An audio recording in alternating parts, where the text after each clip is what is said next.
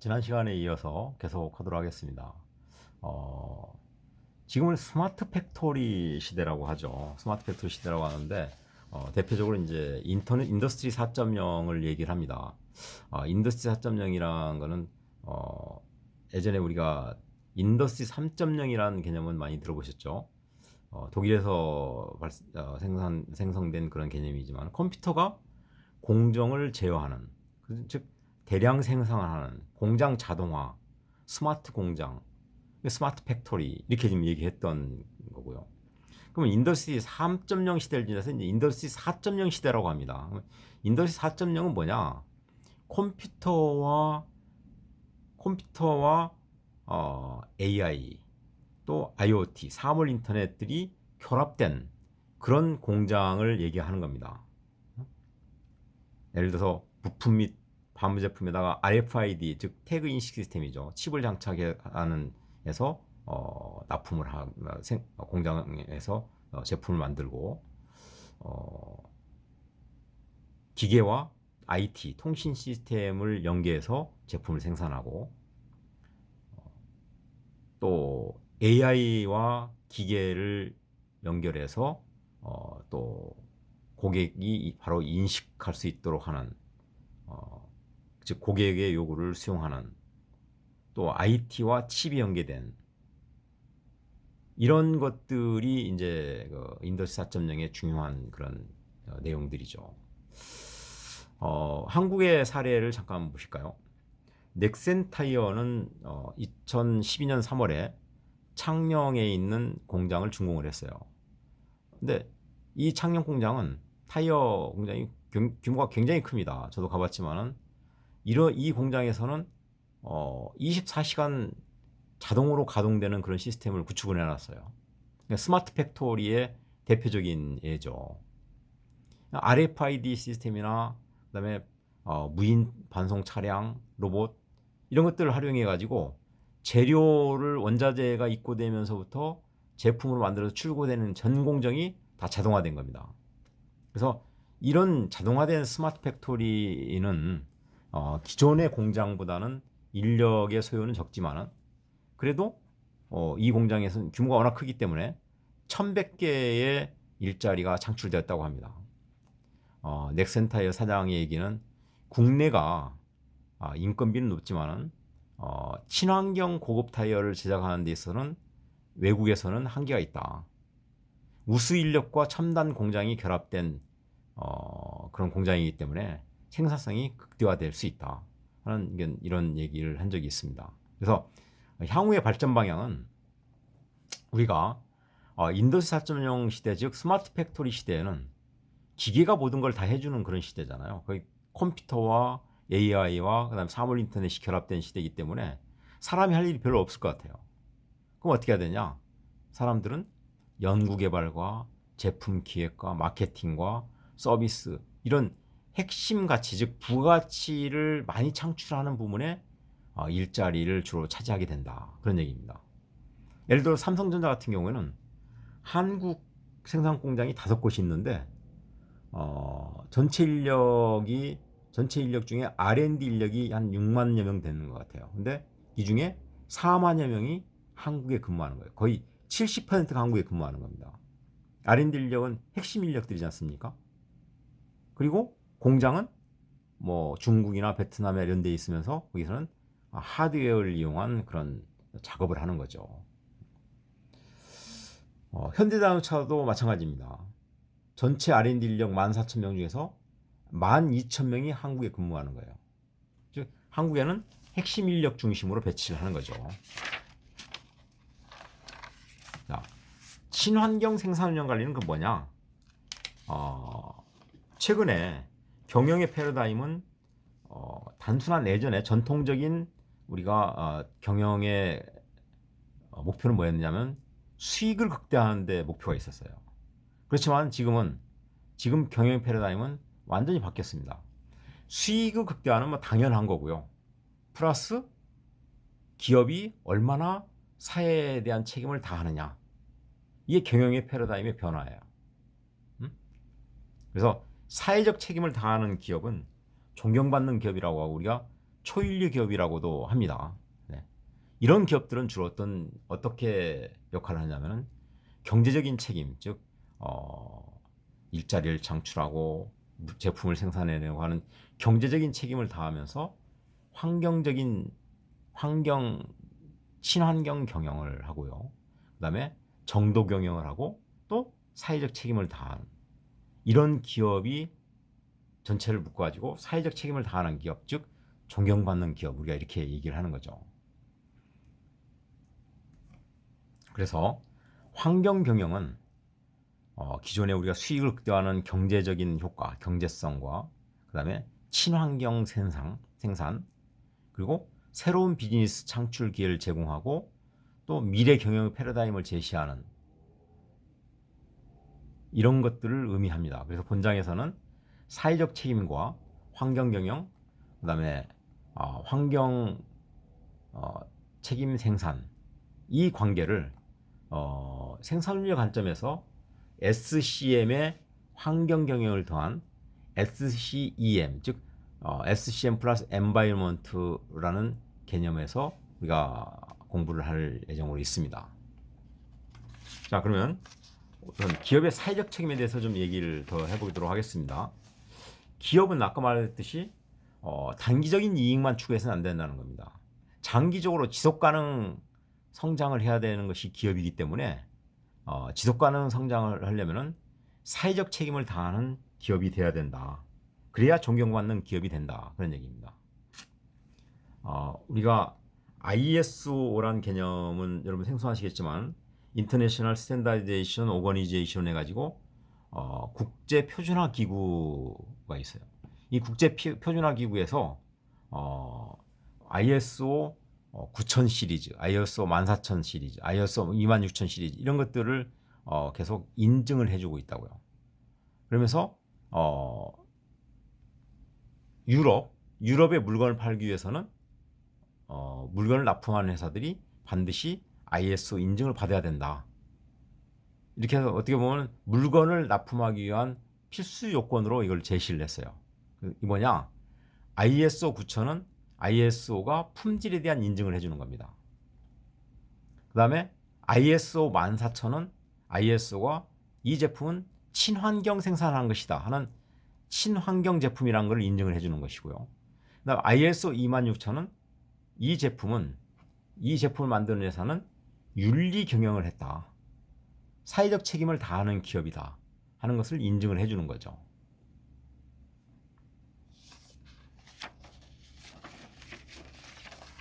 캐롤이라는 사람은 기업의 사회적 책임에 대한 피라미드 모형을 제시를 했는데요. 법적, 윤리적, 파괴적 책임을 얘기하면서 경제적 책임을 기본으로 해서 법적, 윤리적, 파괴적 책임으로 확대되어야 기업이 책임을 다하는 것이다. 사회적 책임을 다하는 것이다. 이렇게 얘기를 하고 있는 거예요. 그래서 최근에 뭐 보면은 CEO라는 얘기를 우리 많이 하잖아. CEO가 뭐예요? 경영자를 얘기하는 거야. Chief Executive Officer. 근데 여기서 CEO의 E를 바꿔가지고 요즘에는 ethics, 윤리 또는 environment 이렇게까지 얘기를 하는 거예요. 그만큼 기업의 윤리 경영과 환경 경영의 중요성을 얘기를 하는 것이죠. 기업의 사회적 책임에 대한 피라미드 모형을 캐롤이 제시를 했는데 맨 밑에 보시면은 경제적 책임이 있죠. 이익을 추구해야 된다는 거죠. 이익을 추구하지 못하는 기업은 사실 의미가 없어요. 기업으로서 존재 가치가 없는 거죠. 네? 기업의 경제적 책임이 중요하고 경제적 책임의 바탕 위에서 법적인 책임을 다해야 되고 불법을 하지 말라는 거죠. 규정에 맞게 하라는 거죠. 그 다음에 윤리적인 책임을 해야 된다. 공정하게 하고 정당하게 해야 된다. 그 다음에 파괴적 책임을 다한다는 건 사회적 책임, 즉 사회적으로 내가 돌아봐야 될 돌아봐야 될 그런 사람들에 대해서 우리가 돌봄을 제공하고 또 기부를 하고 하는 것들을 우리가 이제 파괴적 책임 이렇게 얘기하는 거죠. 이런 책임을 다해야만 된다는 거죠, 기업이. 이건 지나가도록 하겠습니다. 자, 그럼 먼저 기업의 사회적 책임에 대한 얘기를 좀 더 하겠습니다.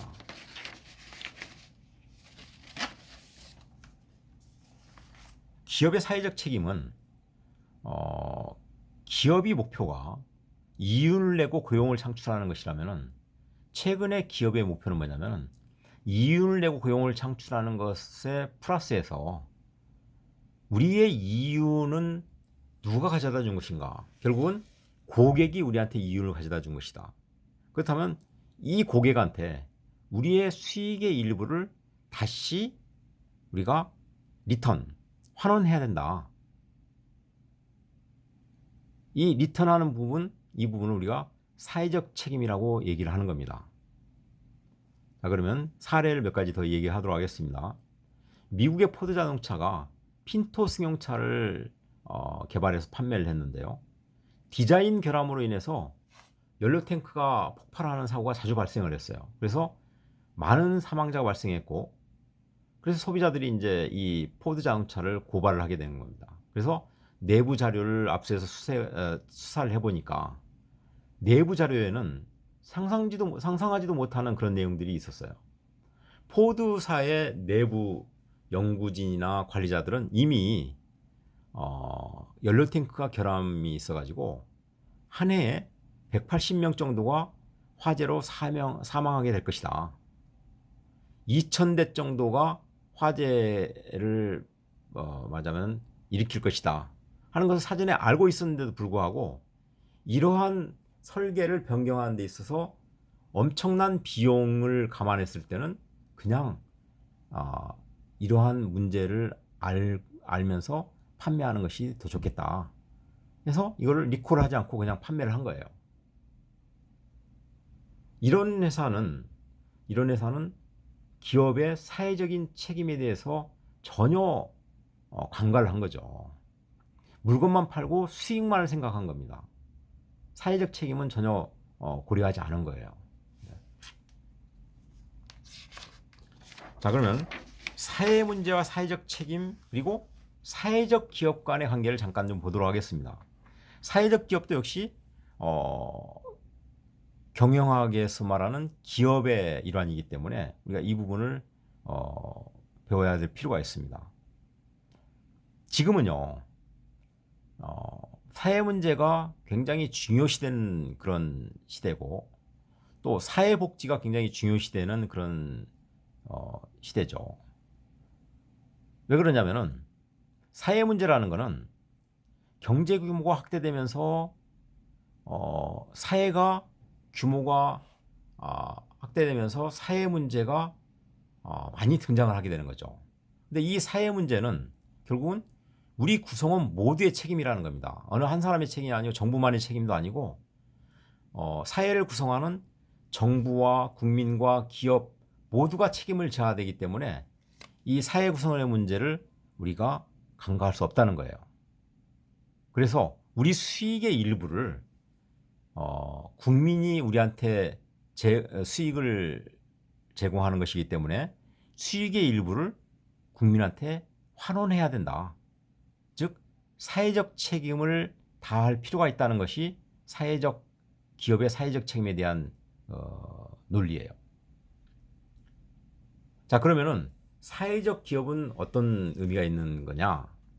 사회적 기업은 국가가 규모가 커지고 국가의 규모가 커지면서 다양한 분야에 국가가 모든 걸 다 신경 써야 되는데 실제로는 모든 걸 다 할 수가 없어요.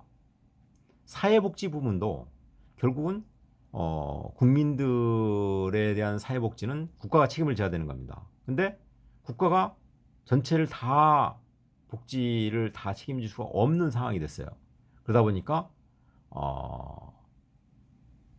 사회복지를 어떻게 더 확대할 수 있을까 하는 측면에서 사회적 기업을 세워서 설립하면은 국가가 사회적 기업을 육성할 수 있도록 다양한 제도를 마련해주고, 이 사회적 기업을 통해서 국민들의 복지를 간접적으로 확대시키고자 하는 거예요.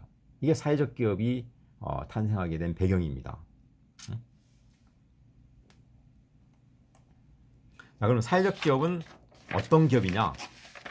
사회적 기업의 개념은 목표와 수단 두 가지로 정의할 수가 있어요. 사회적 기업의 목적은 뭐냐? 만들어진 목적은 뭐냐? 취약계층에 대한 일자리를 제공하고 사회 서비스를 제공하는 것이 사회적 기업의 목표예요. 그럼 수단은 어떻게 되냐? 수단은 일반 기업과 동일하게 영업활동을 수행함으로써 수익을 창출하고 이 수익의 일부를 다시 목표에 맞게 취약계층에 대해서 제공을 하고 사회에 대한 서비스, 사회복지에 투자하는 이런 개념이죠. 또 이러한 기업이 생산을 하기 위해서는 일자리가 필요하잖아요. 사람이 필요하잖아요. 이런 사람들을 최대한 많이 고용하게 하는 거예요. 이게 사회적 기업이에요. 그래서 사회적 기업은 이 그림에서 보는 것처럼 전통적인 영리를 추구하는 경제적 기업, 경제적 가치를 창출하는 전통적인 기업과 사회적인 가치를 창출하는 전통적인 비영리 단체의 중간 정도에 있는 것을 우리가 사회적 기업이라고 합니다. 이 사회적 기업은 영리를 추구하면서도 또 한편으로는 정통적인 비영리 기관이 추구하는 사회복지, 사회적 책임의 목표가 상당 부분을 사회적 책임에 두는 거예요. 이 두 가지가 결합된 것을 우리가 사회적 기업 이렇게 얘기하는 겁니다. 최근에 기업 트렌드는 변화는 아까도 앞에서 얘기했지만은 기업이 수익의 창출에만 있는 것이 아니고 기업의 목표가 수익 창출 플러스 친환경 경영 플러스 사회적 책임을 다하는 기업, 이런 기업들이 지속 가능한 기업으로 성장할 수 있다는 거예요. 장기적으로 지속 가능한 기업이 되기 위해서는 즉 환경 경영과 사회적 책임 경영을 해야 된다, 이런 얘기입니다. 과거처럼 수익만을 목표로 해서는 지속 가능한 기업이 될 수가 없다, 그런 얘기죠. 그런데 그래서 이제 우리가 사회적 책임을 다하는 기업들이 중요하다고 하고 그런 얘기를 하는데 최근에는 한 발 더 나가서 이런 것들이 이제 주로 등장을 합니다. CSR이라고 하면 여러분, CSR이라고 하면 Corporate Social Responsibility라고 해가지고 사회적 책임 이렇게 얘기하잖아요. 기업의 사회적 책임을 얘기하는 거예요. 근데 최근에는 여기도 더 발전된 용어로 CSV를 얘기를 합니다. CSV는 Creation Shared Value, 즉 공유 가치 창출이라는 그런 개념이에요. 이건 어떻게 차이가 있냐면은 CSR은 기업의 수익의 일부를 일방적으로 사회한테 기여를 하는, 사회 책임을 다한다는 그런 개념이죠. 그런 개념인데 CSR이 기업이 사회에다가 기부하거나 어떤 사회 복지에 말하자면 기여를 하는 이런 것들이 어떻게 기업 내부 입장에서 볼 때는 약간 불만스럽기도 하고 기업에서 볼 때는 비용으로 생각하기 때문에 이걸 자꾸 줄이려고 하고 적극적인 지원을 하지 않는 경향이 있는 거예요. 그래서 하버드 대학의 마이클 포터 교수와 그다음에 컨설팅 회사인 FSG의 마크 크레이머가 CSV라는 개념을 제시를 한 겁니다. 회사의 경영 활동이 소비자에게도 도움이 되는 쌍방향적인 활동을 해야 된다, 그런 얘기입니다. 이 CSV는 뭐냐면은 한마디로 회사가 단순하게 사회적 책임을 이유로 기부를 하는 것이 아니고 회사가 사회적 기업을 선정을 해서 사회적 기업한테 직접적인 도움을 주는 것이 아니고 우리 회사가 필요한 물건을 납품을 하도록 하고 원가 수준으로 납품하도록 하겠죠. 가격을 낮춰 납품을 하도록 하고 이 사회적 기업은 이 제품을 만들기 위해서 말하자면 일자리를 창출해서 많은 취약계층을 고용을 하고, 그다음에 이 고용된 사람들이 만들어내는 제품을 우리 회사한테 납품하도록 계약을 맺어줌으로써 서로 윈윈하는 관계에 있는 거예요. 우리 회사는 낮은 가격으로 물건을 납품받았기 때문에 우리는 원가를 낮출 수 있는 우리 회사의 이익이 있고요. 사회적 기업은 우리가 납품할 수 있는 회사를, 고정적인 회사를 갖고 있기 때문에 매출은 신경 쓰지 않아도 되면서 우리는 일자리를 제공할 수 있도록 해주는 거기 때문에 서로 윈윈한 관계가 되는 거예요. 그러면은 이 기업은, 우리 회사는 사회적 기업한테 별도로 사회적 책임을 다한다고 그래가지고 기부하거나 돈을 줄 필요가 없는 거죠. 정상적인 계약을 통해서 물건을 납품받고 서로 공유하면 되는 거예요. 이걸 우리가 CSV, 공유가치 창출이라고 얘기를 합니다. 두 번째, 이제 환경 경영에 대한 얘기를 하겠습니다.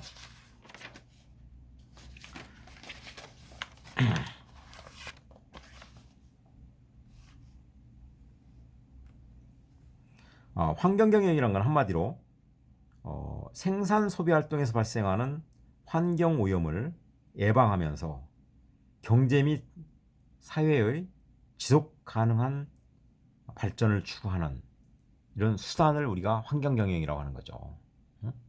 즉 생산 운영 기능을 포함한 기업의 각종 기능들 안에서 환경성을 추구하는 거예요.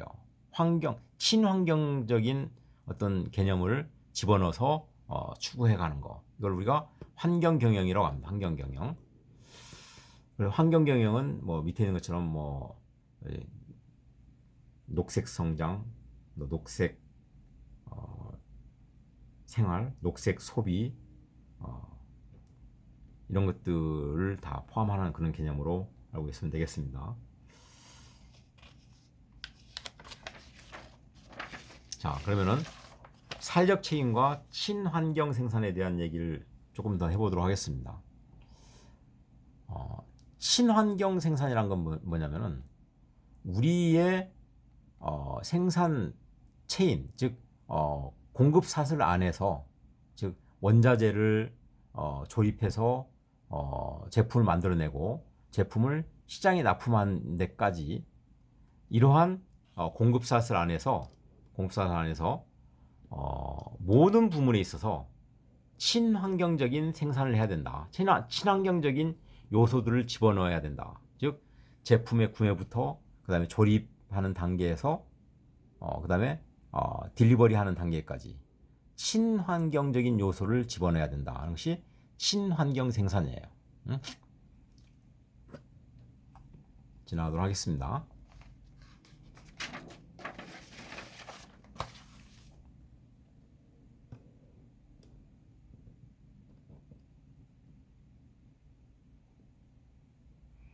여기 보시면은 우리가 전통적인 경쟁력을 향상시키는 요소는 우리가 비용, 품질, 유연성, 시간 경쟁력 이런 것들을 얘기했는데 지금은 트렌드가 환경적인 요소를 중요시해요. 그래서 환경 경영을 하느냐도 기업 경쟁력에 굉장히 중요한 요소로 반영을 하는 겁니다. 이 비즈니스 전략을 한번 보실까요? 보시면은 여기 보시면은 우리가 경제를 중심으로 하는 경제성, 즉 수익성을 중심으로 하는 이런 비즈니스 모델에서 그다음에 환경을 중심으로 하는 비즈니스 모델을 결합한 미래 비즈니스는 수익과 친환경이 결합된 지속 성장 가능한 비즈니스로 발전을 해야 된다. 그런 겁니다. 그래서 이러한 미래 비즈니스와 정반대되는, 즉 환경 경영을 하지 못하거나 수익성이 없는 비즈니스를 할 경우에는 결국은 비즈니스는 포기할 수밖에 없다. 이런 것들을 지금 얘기를 하고 있는 겁니다. 블루오션과 그린오션에 대한 얘기를 하도록 하겠습니다.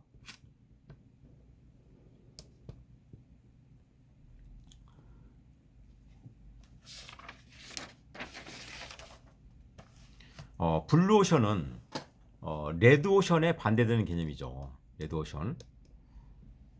레드오션은 극한 경쟁 시장을 얘기하는 거고요. 블루오션은 경쟁이 없는 경쟁이 없는 무경쟁 시장을 우리가 블루오션이라고 얘기하는 거죠. 그래서 우리는 더 많은 가치를 창출하기 위해서는 경쟁이 없는 전혀 새로운 시장을 창출해야 된다는 거예요. 즉 발상의 전환을 통해서 고객이 모르던 전혀 새로운 시장을 창출하자 하는 것이 블루오션의 개념이에요. 싸우지 않고 이길 수 있는 시장을 만들어낸다, 그런 얘기입니다. 그건 그린오션이란 건 뭐냐면은 환경 분야에서의 블루오션을 얘기하는 겁니다. 환경 분야에서 인식되는 블루오션의 개념을 얘기하는 거예요. 그래서 친환경 가치를 경쟁 요소로 새로운 시장과 부가치를 창출하는 그런 시장을 의미합니다. 오션별로 특성을 한번 비교를 한번 해볼까요?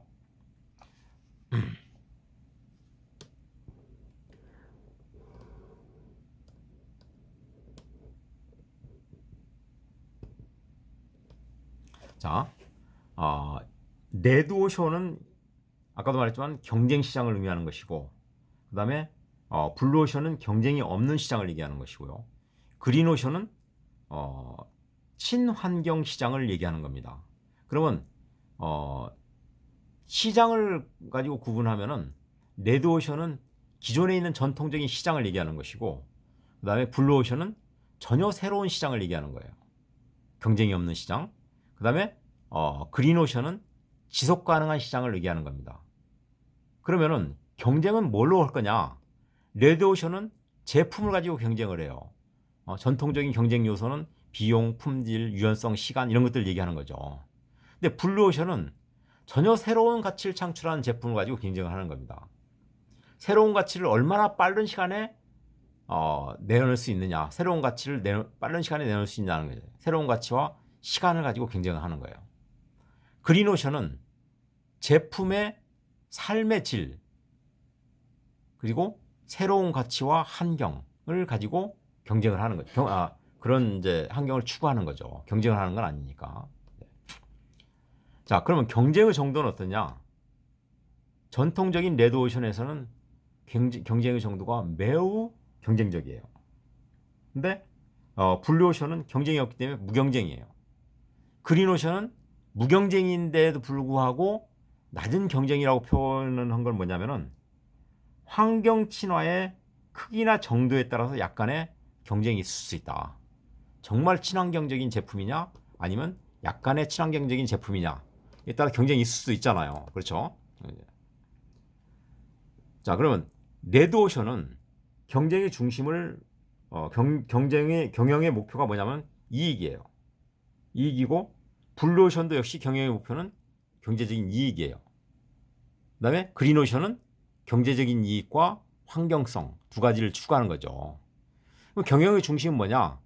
레드오션은 가치 사슬에서의 효과를 얘기하는 거죠. 가치 사슬에서 얼마나 효과를 나타낼 수 있느냐, 효율적인 가치 사슬을 통해서 효과를 발휘하느냐, 이걸 중요시하는 거고요.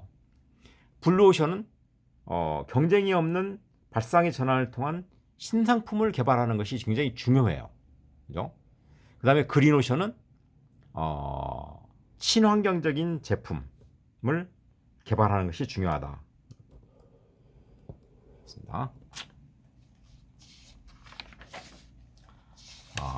환경 경영의 필요성은 한마디로 말하면 지속 가능 경영을 하기 위해서는 환경 경영을 해야 된다.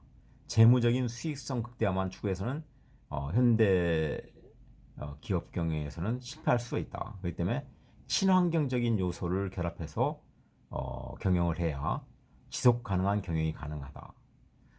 단순하게 환경 경영을 잘못했을 경우 어떻게 되냐? 법 위반으로 벌금을 부담하게 되는 거고, 특히 더 중요한 거는 최근에는 기업의 이미지가 굉장히 중요하다고 그랬는데 기업의 이미지를 훼손할 수가 있죠. 그럼 주가가 하락이 되는 거고요. 오염물을 발생시키면 거기다 비용이 발생하고, 또 상대로부터 고소나 고발을 당하면 소송 비용이 발생하고, 이런 환경 경영을 잘못했을 경우 이런 불이익이 발생되는 거죠. 반면에 환경 경영을 잘한 기업은 어떤 효과가 있느냐? 환경 경영을 잘하면은 품질과 생산성이 향상되고, 제일 중요한 거는 브랜드 이미지나 가치가 향상되는 거죠. 그리고 주가에 영향을 미치면서 회사가 더 큰 기업으로 성장할 수가 있게 되는 거죠. 그죠? 그래서 우리가 아까도 얘기했지만은 환경 경영을 인증하는 것은 ISO 14000이라는 인증 시스템을 이용을 합니다. 지나가도록 하겠습니다. 자, 그러면은 SCM을 통해서 우리가 어떻게 환경 경영을 할 것인가 하는 거예요. 우리가 SCM은 뭐라고 했어요? 서플라이 체인 매니지먼트라고 그래가지고 서플라이 공급 사슬이 연결되어 있는 것을 어떻게 효율적으로 잘 관리할 것인가 하는 것을 SCM이라고 해요. 근데 SCM은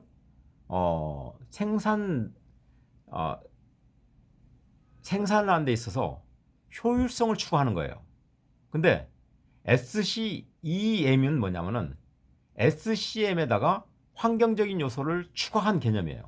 친환경적인 요소를 고려하는 거예요. 그런 개념입니다. 그래서 이 원 그림에 보시면은 기존에 우리가 추구하던 유연성, 그다음에 고객 지향성, 그다음에 거기에다가 플러스 어떻게 해요?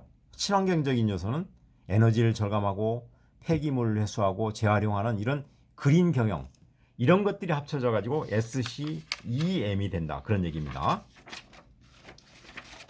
그다음에 SCEM을 우리가 그림에서 다시 한번 볼까요? SCEM을 보시면은 이 그림에서 보시면은 좌에서우로 이게 SCM 축입니다.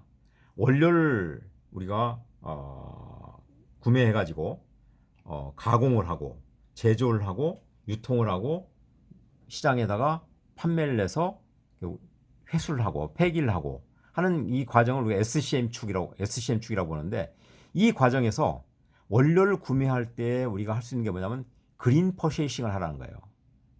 청정 그린 친환경적인 원자재를 구매하라, 그런 얘기입니다. 그 다음에 이 제조를 하는 과정에서는 클리너 프로덕션을 하라는 거예요. 청정 생산을 하라는 거예요. 청정 생산. 그 다음에 유통하고 그 다음에 사용하는 이 과정에서는 에코, 즉 친환경적인 라벨을 붙여가지고 이 제품은 친환경적인 제품이라는 것을 표시를 해주라는 거예요. 그 다음에 폐기에 있어서는 물건을 다 사용한 다음에 폐기를 해야 되잖아요. 그럼 어떻게 우리가 이 폐기물을 관리할 수 있는가? 웨이스트 매니지먼트를 하는 거예요. 폐기물 관리를 하라는 거예요. 고려하라는 거예요. 이게 친환경 생산입니다. 근데 이 친환경 생산의 핵심은 뭐냐? 상품을 만들 때, 상품을 기획하고 설계하고 할 때에 에코 설계를 하라는 거예요. 환경적인, 친환경적인 설계를 해가지고 이 제품에, 이 제조에다가 제조할 때 반영을 하면은 친환경적인 제품을 생산하는 과정을 말하자면 SCEM으로 하면 된다, 그런 얘기입니다. 그래서 친환경적인 제품을 생산하는 과정과 제품을 설계하는 과정이 합쳐져서 SCEM, 즉 친환경 생산 운영 관리가 되는 겁니다. 이 시간은 여기까지 하고 다음 시간에 또 다시 계속하도록 하겠습니다.